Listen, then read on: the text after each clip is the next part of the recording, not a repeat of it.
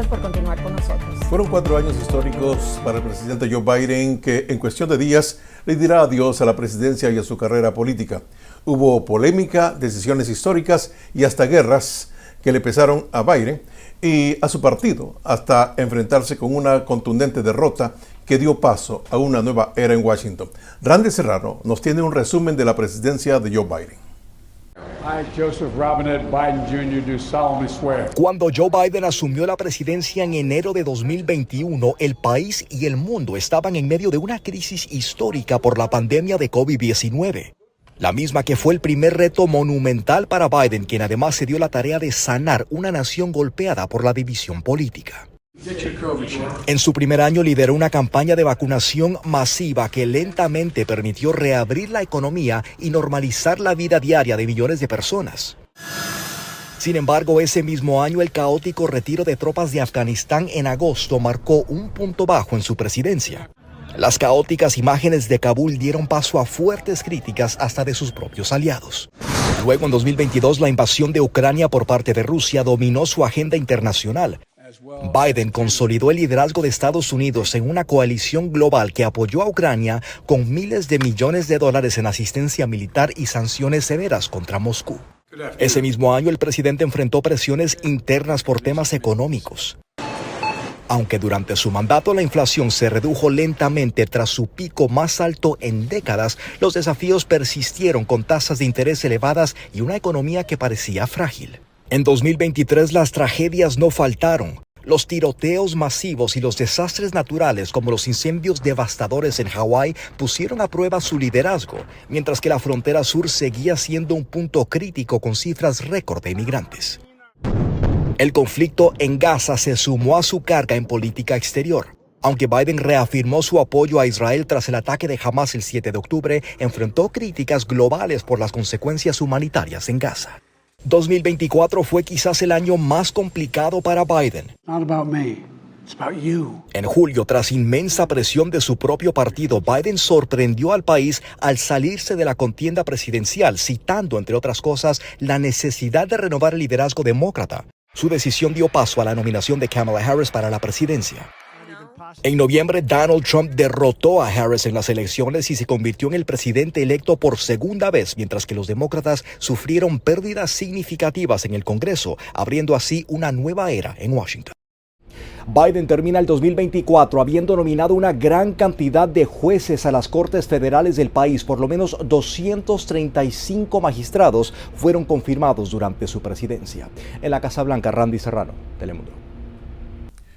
Muchas gracias, Randy. Y en Honduras, el canciller Eduardo Enrique Reina denuncia que funcionarios de la Embajada de los Estados Unidos presionan a congresistas y magistrados. Estas y otras informaciones de nuestros países.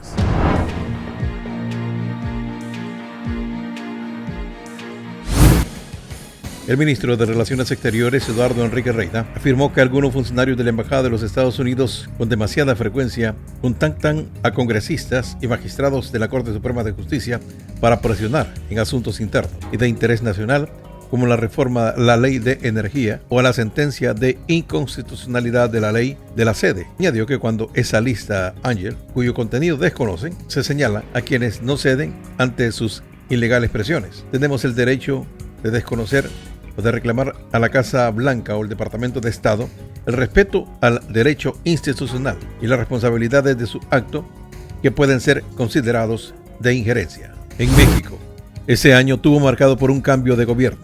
México vivió una elección histórica en donde por primera vez una mujer asumió la presidencia de México. En casi 3 meses de gobierno, la aceptación de Claudia Sheinbaum se sitúa en el 76%, mejor que la de López Obrador en el mismo periodo. En Guatemala, unos 617 guatemaltecos llegaron reportados de Estados Unidos en los últimos 5 vuelos de este tipo del año, provenientes de Texas, Luisiana y Arizona, informó el Instituto Guatemalteco de Migración.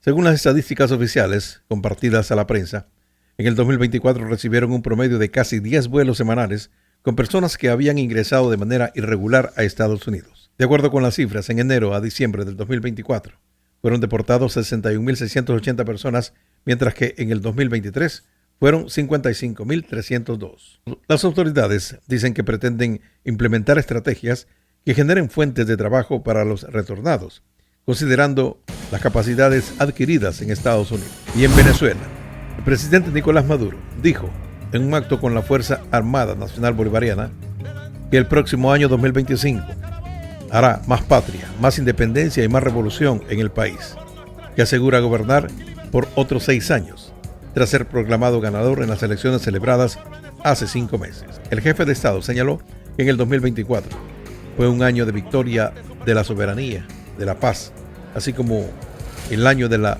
función popular, militar, policial. Maduro, quien ordenó a los militares defender la gran causa de la patria venezolana a costa de lo que sea, donde sea y como sea.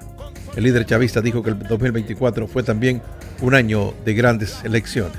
Fue un año de grandes elecciones en todos los campos de la vida nacional, pero particularmente en el campo militar, y en ese sentido felicitó a las Fuerzas Armadas por su trabajo, las 24 horas del día para consolidar la paz territorial. Así está el mundo en nuestros países. Gracias, Zain. Regresando, vamos a tenerles preparado el pronóstico del tiempo y también toda la información del deporte. No se vayan. Y para la despedida del 2024 estamos anticipando temperaturas más cálidas de lo normal, pero prepárese para un descenso en el mercurio. Les voy a tener esos detalles a regresar en el pronóstico del tiempo.